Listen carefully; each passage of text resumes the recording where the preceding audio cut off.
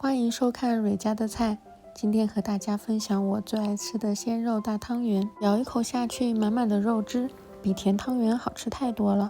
首先准备这4样调料，用来调肉馅。把生姜磨成姜蓉，你也可以用切的，切得越细越好。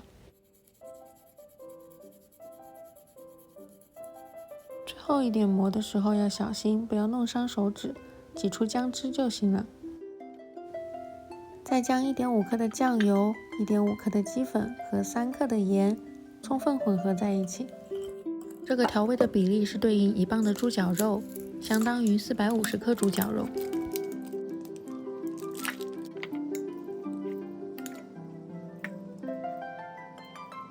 将猪脚肉与调料充分搅拌均匀，然后再加入3汤匙的水，用手抓肉馅2分钟，使它的口感更 Q 弹。或者用筷子朝一个方向去搅肉，把水搅进肉里，肉馅就准备好了。开始准备汤圆的皮。500克的糯米粉对应450毫升的开水。糯米粉和开水充分混合以后，用汤匙将它搅拌均匀。这个时候很烫，所以要小心。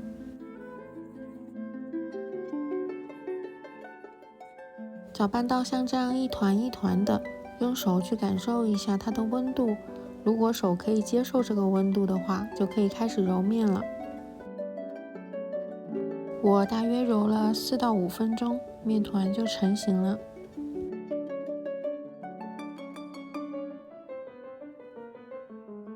成型的面团有一点点的粘手，像一个橡皮泥吧。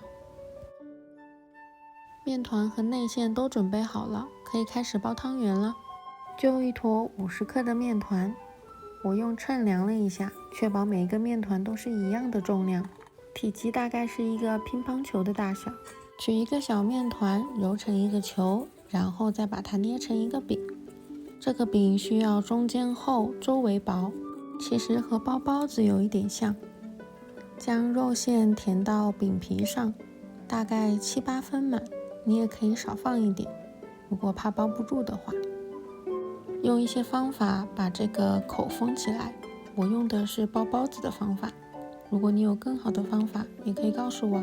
多余的部分去掉，然后把它搓成一个球，尽量不要把它搓破了。再来包一个吧，同样的方法，饼皮一定要中间厚，周围薄，然后7、8分满的肉，大拇指和食指将饼皮一点一点的收拢，然后收口。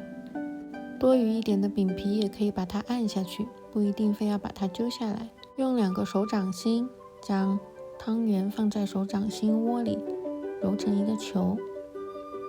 因为是用开水烫的糯米粉，整个饼皮延展性特别的好，所以不容易破。精的糯米粉做了18个汤圆。最后再看一次我用包包子的方法包汤圆的吧。